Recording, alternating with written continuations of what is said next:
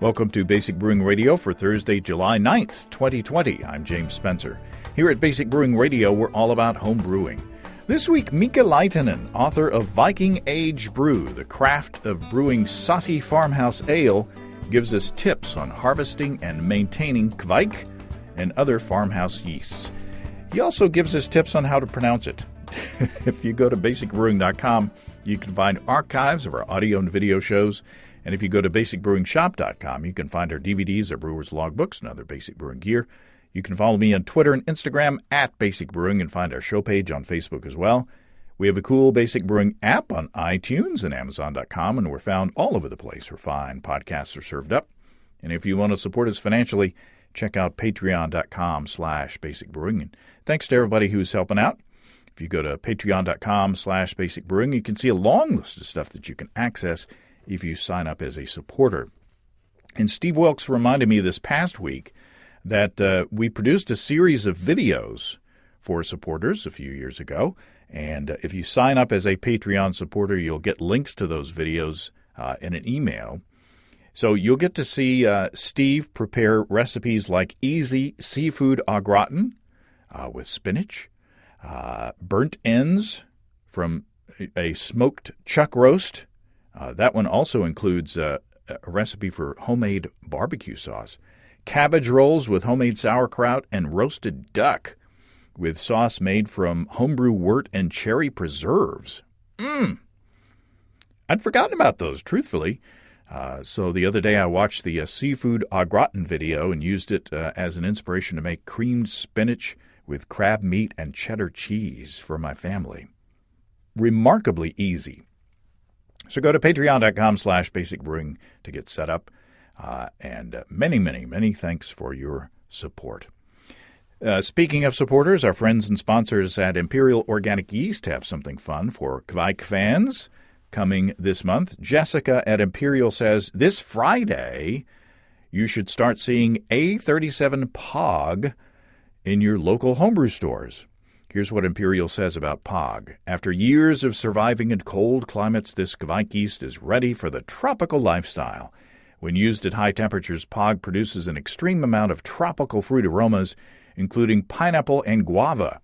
At the lower end of the range, more delicate citrus, peach, and kiwi aromas are noticeable. The beer-style options are expansive for this yeast. Use it in a hazy/juicy IPA to complement the hops, or use it in a sour fruited beer to maximize the extreme aromatics. Imperial says POG likes to work fast at high fermentation temperatures. It's also strongly flocculent, which makes it great for fast turnaround. So, with a recommended temperature range of 85 to 100 degrees Fahrenheit, A37 POG is perfect for summer brewing, out on the porch. We love Imperial. At 200 billion cells, they've got the highest pitch rate of any liquid yeast producer. My stir plate is dusty because I don't make starters anymore for moderate gravity 5-gallon batches. Check out what they've got at imperialyeast.com and ask your local homebrew store for Imperial Organic Yeast. Yesterday, my wife Susan helped me bottle my attempt to brew the Black is Beautiful Imperial Stout recipe that I got from the American Homebrewers Association website. The original beer is brewed at Weathered Souls Brewing in San Antonio, Texas, and is the creation of brewer Marcus Baskerville. Past Home Brewer of the Year Annie Johnson converted the recipe to the 5-gallon scale for the AHA site. They say hundreds of breweries around the world are brewing the beer. Organizers say they're hoping to raise awareness for injustices people of color face daily. You'll be seeing this beer in breweries before long. In looking at social media, I see breweries and homebrewers that I follow brewing it. It is a delicious beer with flaked oats, chocolate malt, flaked barley, roasted barley, chocolate rye, and more in the grain bill. And Marcus calls for CTZ hops for bittering with lots of Cascade near the end of the boil. So, like I say, it tasted really good going into the bottle, and I can't wait for it to bottle conditioned. I brewed that big, beautiful beer on my electric brew-in-a-bag system from our friends and sponsors Desiree and Dave from High Gravity in Tulsa, and I hit the numbers exactly. I'm bragging because, because I can. The original gravity of that beer was 1081, so it's a big beer. And the final gravity, it was 1016 for an ABV of 8.7%.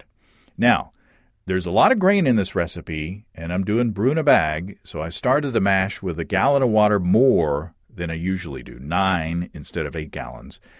And after I collected my wort, I boiled for 90 minutes instead of the 60 minutes called for in the recipe, but I still added the hops at the prescribed times. With the Warthog controller from HighGravityBrew.com, I was able to maintain a rock-solid mash temperature of 154 degrees Fahrenheit for a little over an hour.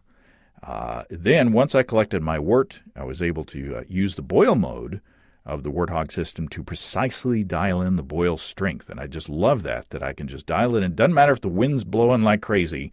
My boil isn't going to vary. I've had listeners and viewers ask me recently about, other sort of all-in-one brewing systems. And, honestly, I just like the way mine works better.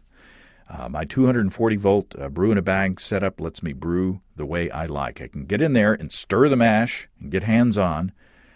But HighGravityBrew.com has a wide selection of electric systems for your brewing style. So even from other manufacturers, from 5 gallons to 2 barrels, HighGravityBrew.com will help you take the pain out of propane. And if you use the code EBC75BB, you can save $75 off your electric gear purchase. So check it all out at family-owned and operated HighGravityBrew.com. Okay, it's great to have Mika back on the show. If you haven't gotten Viking Age Brew, the book, you need to. And you can check out Mika's blog, brewingnordic.com, for the article on harvesting yeast or harvesting Kveik. That is the basis of our chat today. Mika Laitinen, welcome back to Basic Brewing Radio. Thank you. Good to be here. I can't believe it. This happens all the time. It's a couple of months shy of a year since the last time we talked, which to me is crazy. It doesn't seem that long. Yeah, but a lot has happened during that year, and I have had a lot of new yeasts and tested a lot of new yeast techniques, and I have learned a lot and written a lot of yeast handling instructions. Excellent. Yeah, that's what we're here to talk about. Your blog is called Brewing Nordic, and if listeners want to just search for Brewing Nordic, it shows up, at least on my search engine, it shows up right at the top of the list.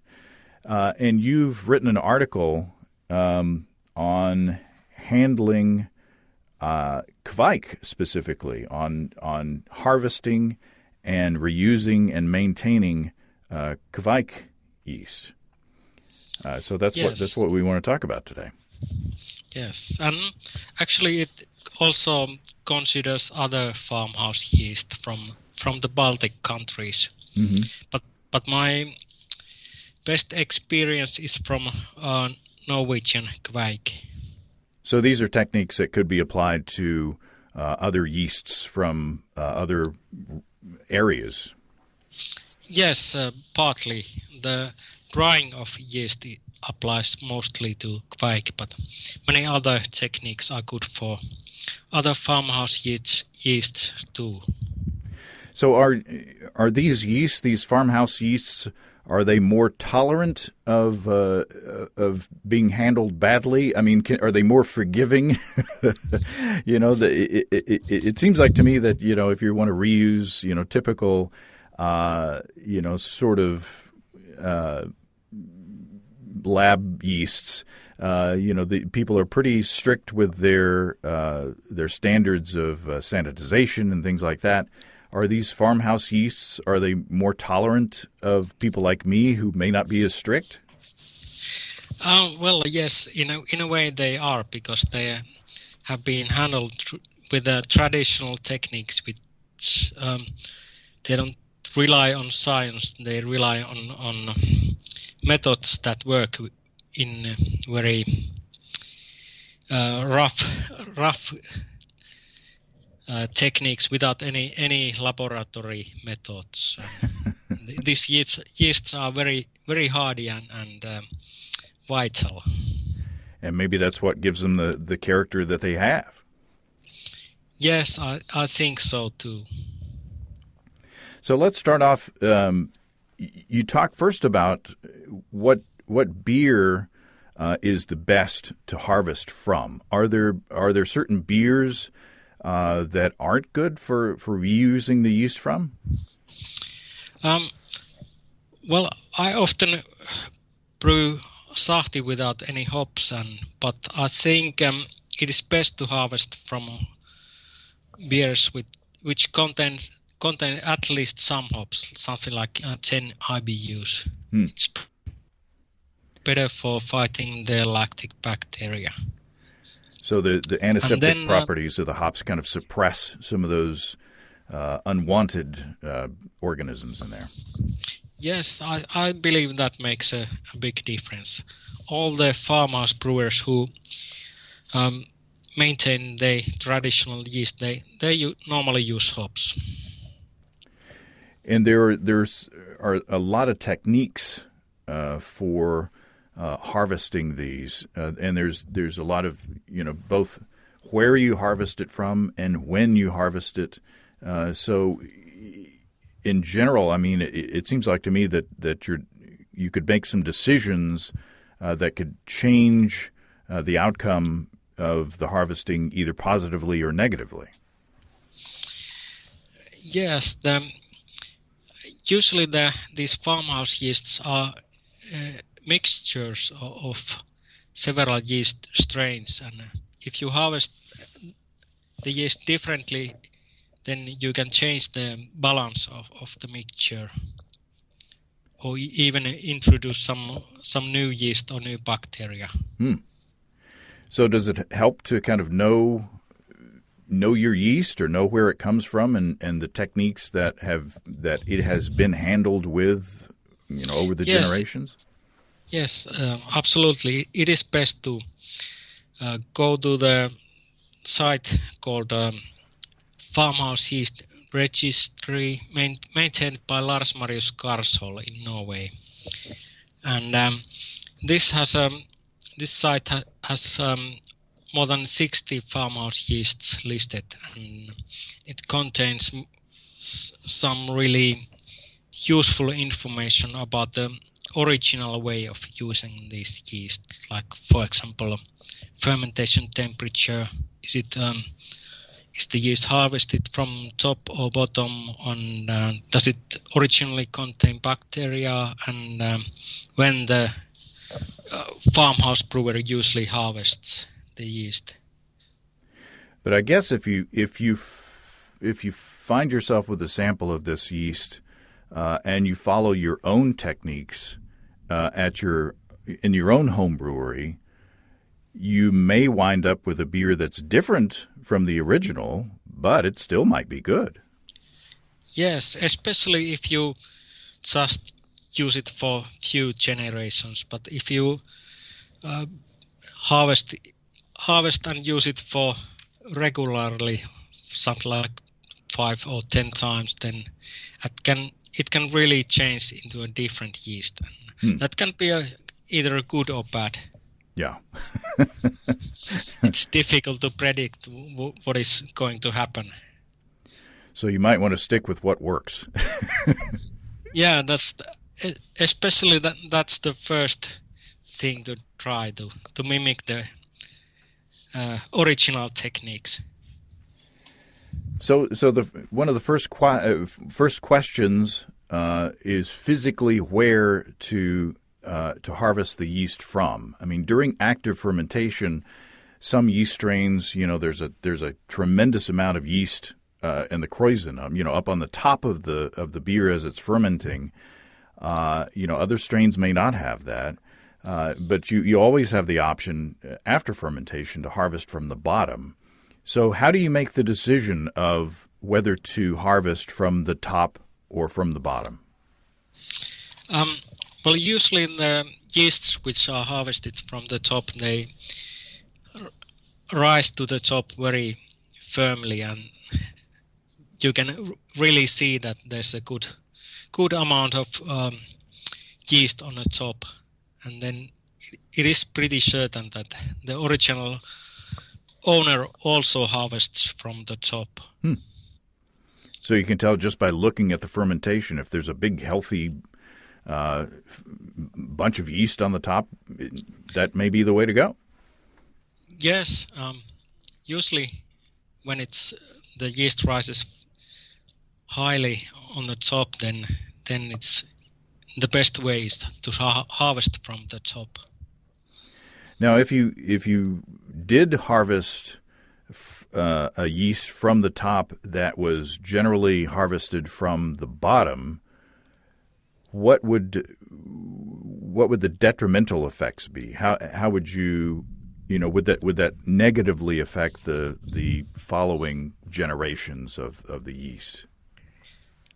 I think that for the next beer it doesn't mean much, but then with the several generations it can lead to different kind of yeast. For example, the top harvested yeasts usually lead to less fermented beer and kind of sweeter beer than the bottom harvested yeasts.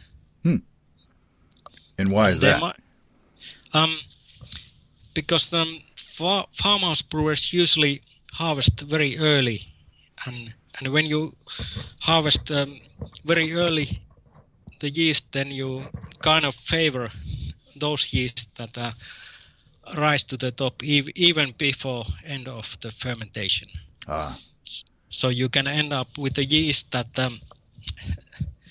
rise to the top even before the beer is completely finished. So when should you, if you decide to top crop your yeast, collect the yeast from the top of the beer as it's fermenting, when is the best time to collect that yeast? That depends a lot on the beer, but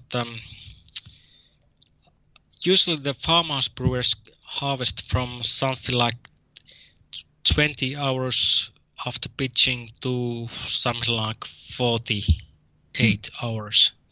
So pretty soon, something like 1 to 2 days after pitching the yeast. So when it's active and really going at it.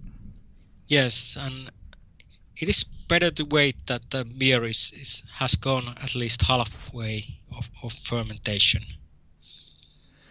Now, I mean, you said that a lot of these farmhouse yeast strains, let's say, they're a collection. They're kind of a community of different yeasts and other organisms. So depending on the timing, you could be catching different sort of bugs when you're scooping off the top.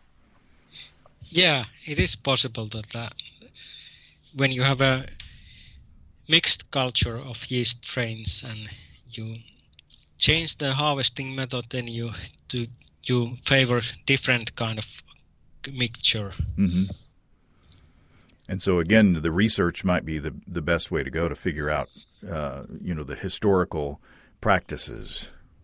Yes, and it is also good to, when you continually harvest your yeast, and it is good to have a stock of several yeast from several batches, so you can kind of monitor the evolution of the yeast, and that really helps to follow where the yeast is going. And also, if one batch accidentally gets contaminated, you have a backup. That is really useful, and that is what the farmers brewers are doing. Now, if you decide to harvest off the bottom of the fermentation vessel, is that always done post fermentation?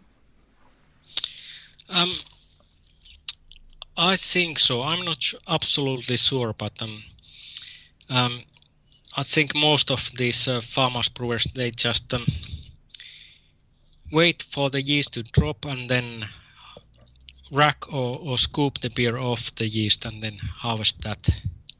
Yeah, these farmhouse yeast usually flocculate very fast and they begin to drop very, very early in the fermentation.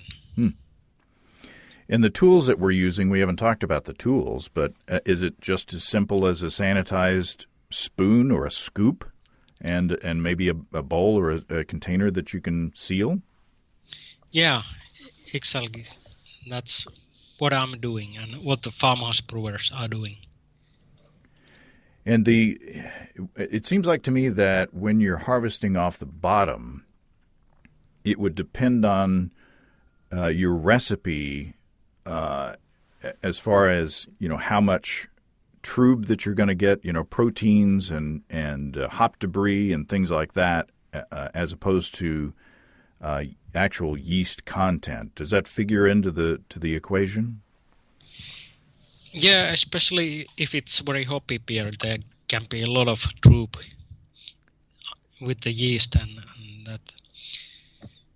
Then you can perhaps harvest more yeast and use more next time because there's also a lot of protein and hop trub among the yeast. And is there an advantage to washing the yeast then? If you have a beer with a lot of hop debris and a lot of protein, is there an advantage to washing the yeast? I think that is kind of a difficult question. I'm not sure if anybody has tested that because when you wash the yeast, you store the yeast with the water and not the beer, which is acidic and alcoholic and kind of preservative. And it might be so that when you wash the yeast, you get more pure yeast, but you also end up with yeast which doesn't store so long. I haven't tested this, but I suspect that there might be something important going on with the yeast washing technique. You're sort of taking the yeast out of its natural environment. Yes, and I think that is also different what the farmhouse brewers are doing. They don't usually wash the yeast. They just harvest what's on the bottom or top. And it seems like to me, I've tried washing yeast in the past, but it seems like to me that that's yet another step that you could accidentally introduce other organisms into the mix, if you're not super careful with the way, that you do it. Yeah, I think so. And I think that if the slurry is not super hoppy or full of trub, then it's not worth washing the yeast. Is there a guideline as to how much yeast to use for the next pitch, or in these, Kveik strains, in these farmhouse strains, is that less important? It depends on the strain.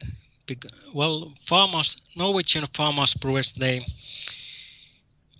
usually use the same amount of yeast every time, and usually the amount is very little yeast, something like 1/10 from the normal brewer's yeast pitching rate.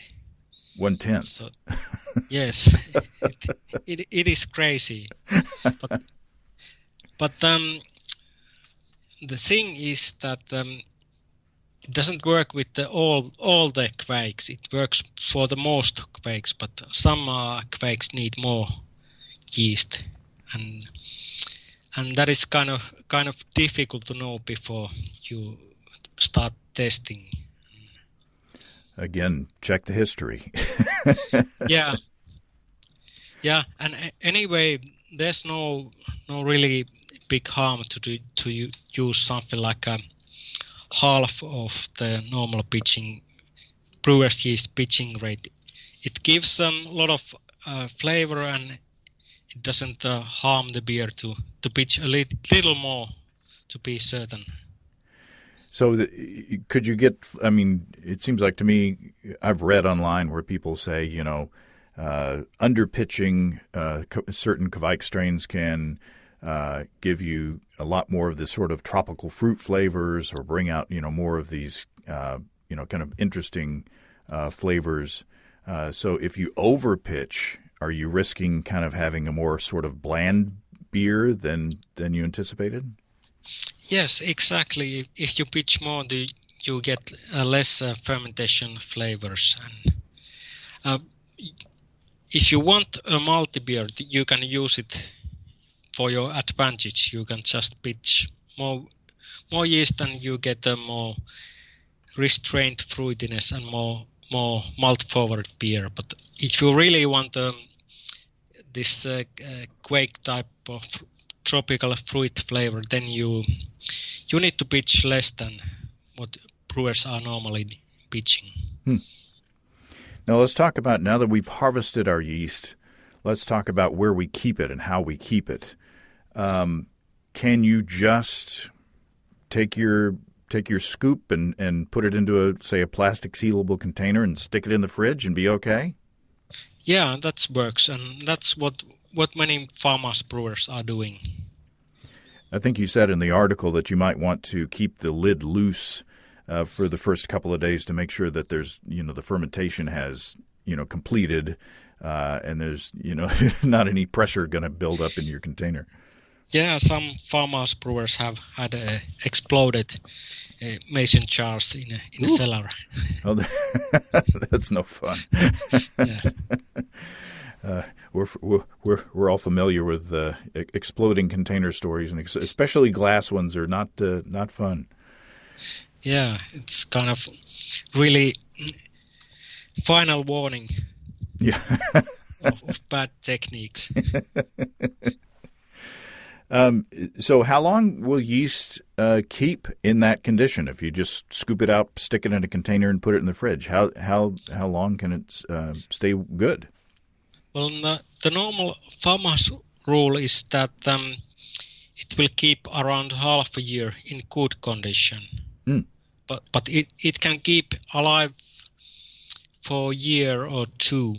But then if you keep it for a year, then you really need to build a good starter to see that it starts to get going and it's healthy. Mm-hmm.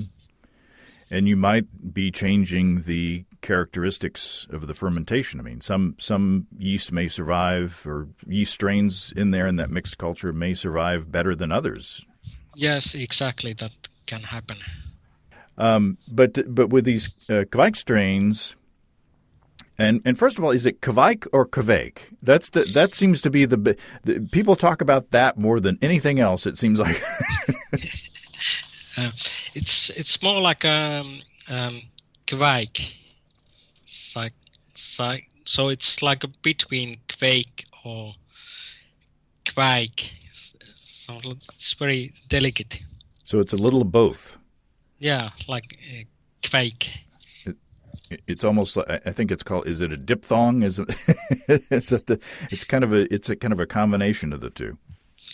Yeah, but anyway, the word is so unusual that the people will always recognize even very different pronunciations. Ah, so you won't accidentally say something rude if you mispronounce Kveik. Yeah, at least that's what I think. I'm not a Norwegian. But with this strain, you can also dry it, and it will survive really well.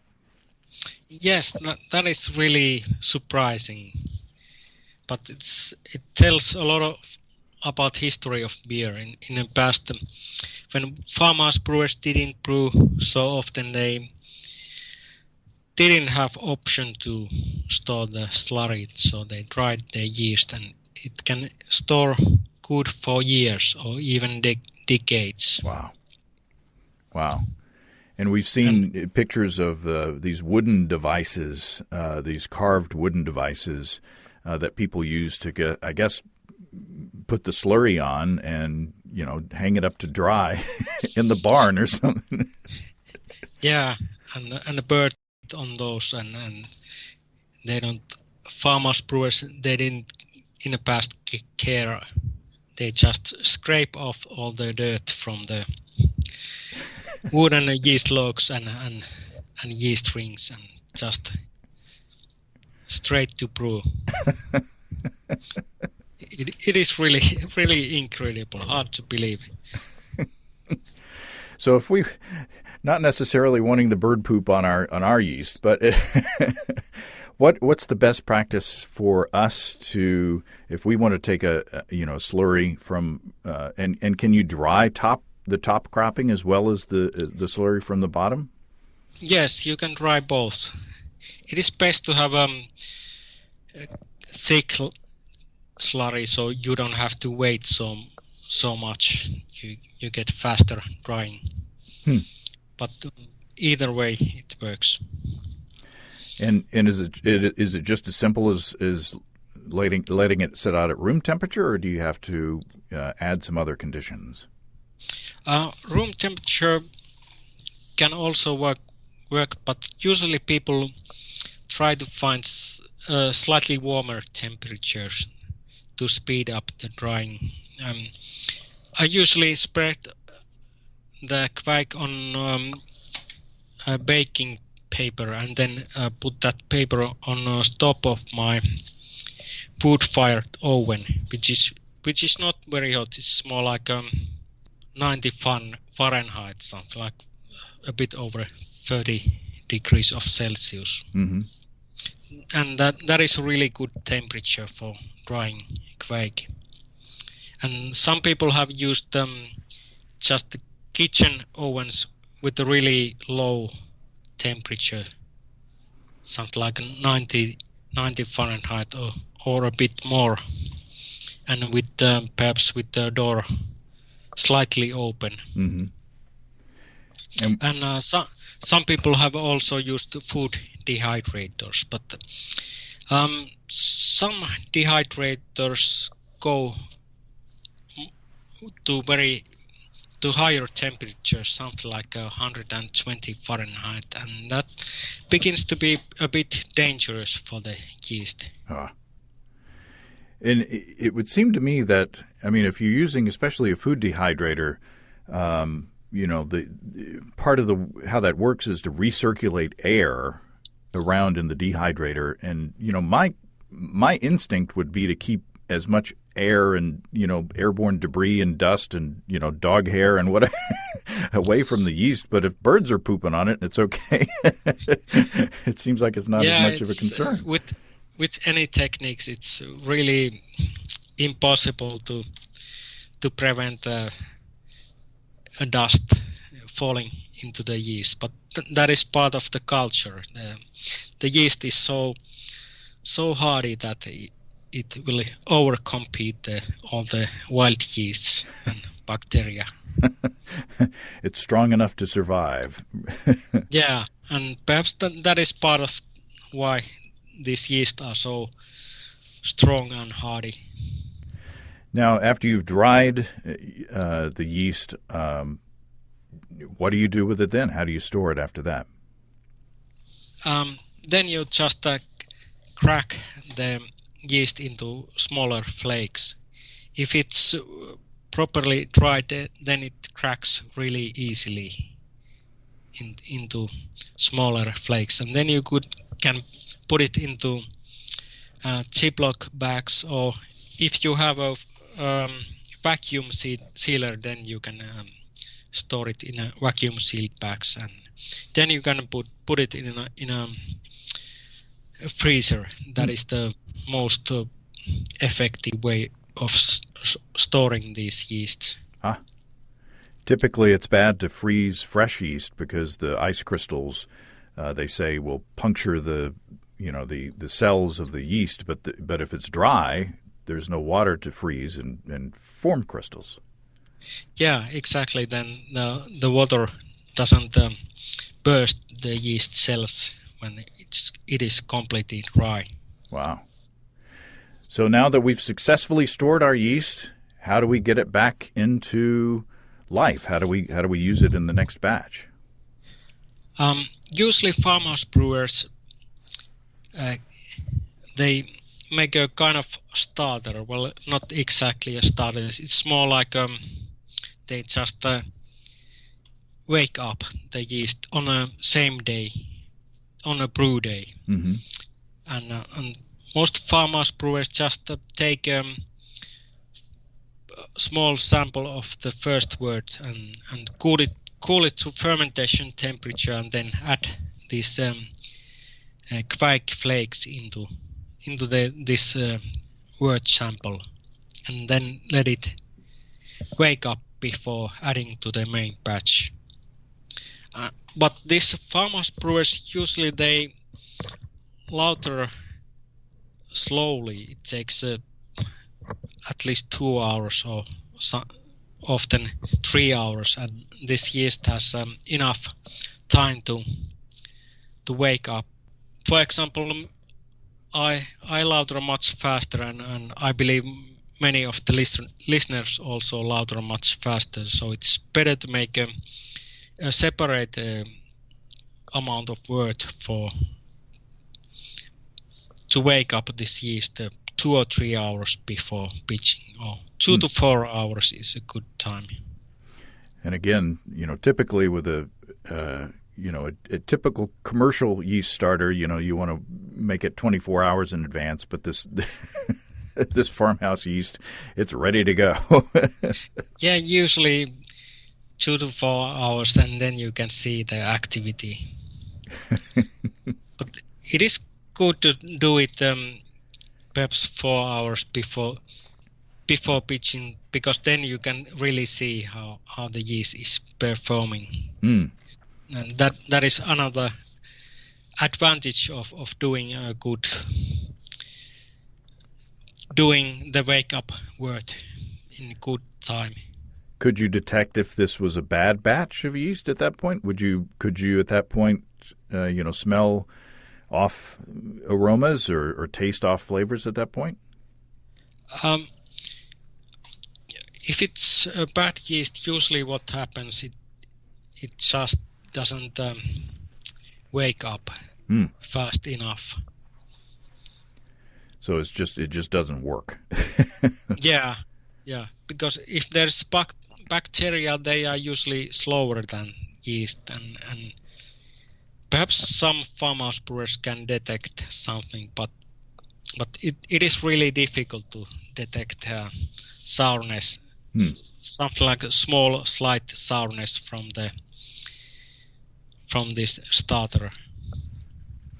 Well, I've got an example, a practical, real world example of some batches of beer that I brewed, and I want to kind of use your knowledge here to kind of suss out what was going on.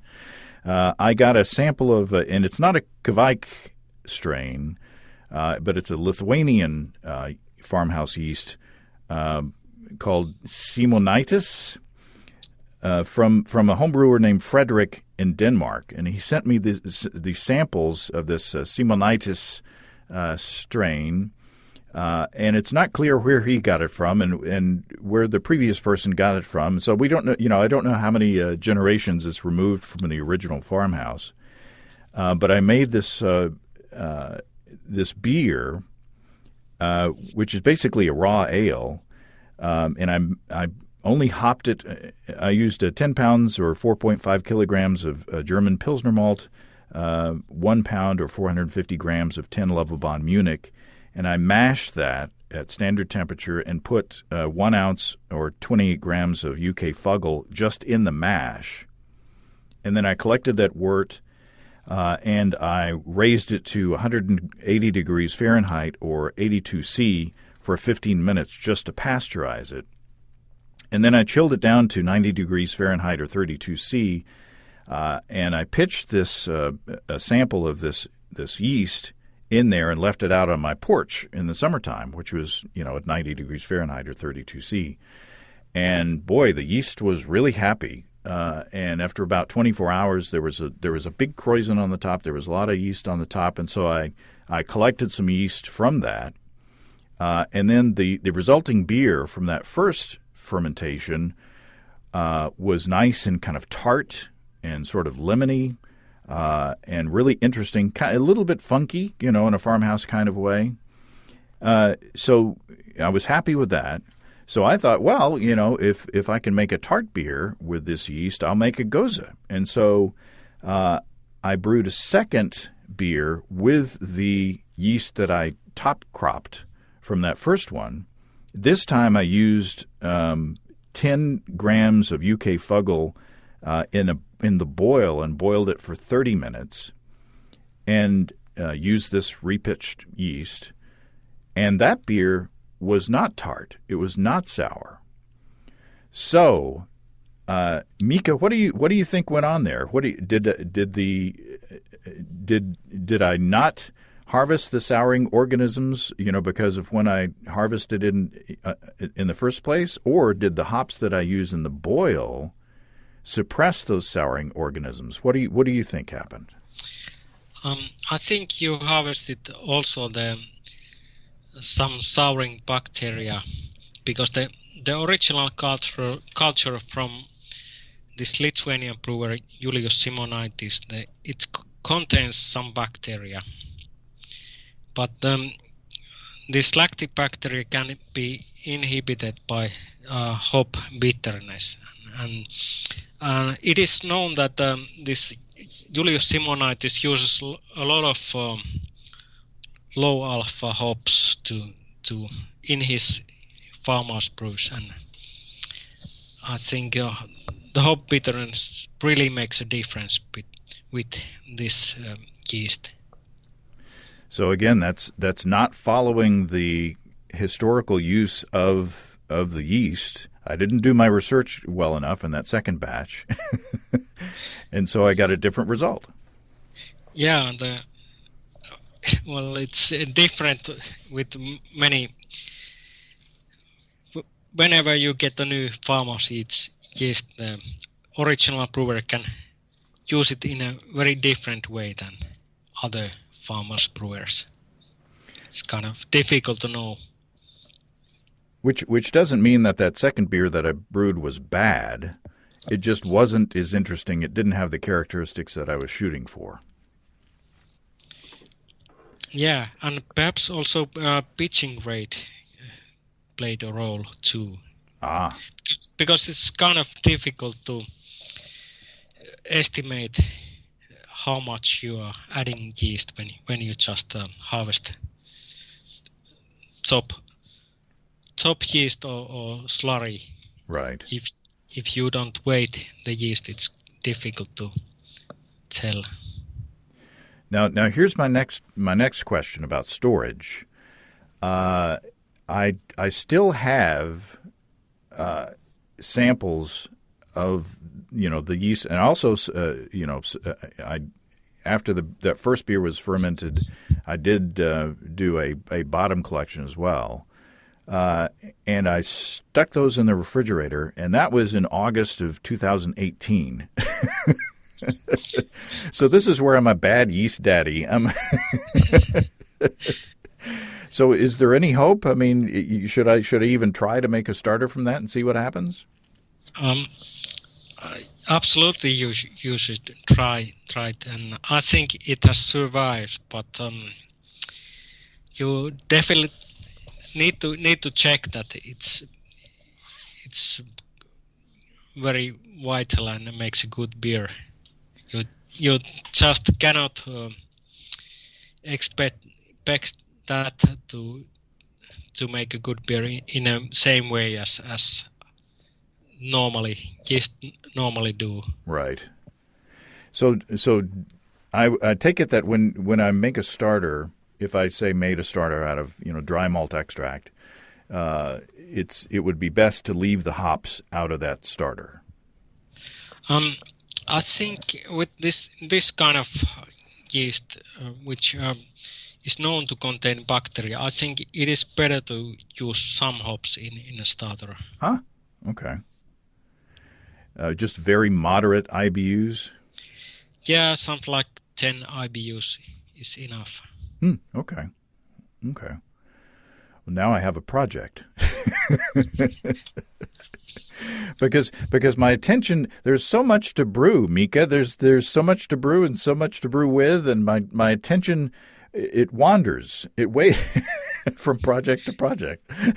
Yeah, well, me too. I have a difficulty to maintain all those yeast strains because I have something like a dozen farmhouse yeast strains, and I need to think that how to maintain all those yeasts. Yeah, you've got it's a juggling act.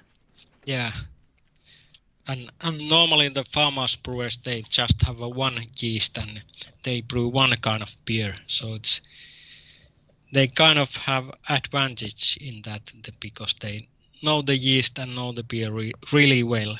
Sure. Well, Mika, this has been fun. And if people want to know more, they can go to your blog, and there's tons of other material there at Brewing Nordic. And also, we can't forget your book, Viking Age Brew, The Craft of Brewing Sahti Farmhouse Ale. So it's been fun getting back together, and I hope we can find an excuse to do it again.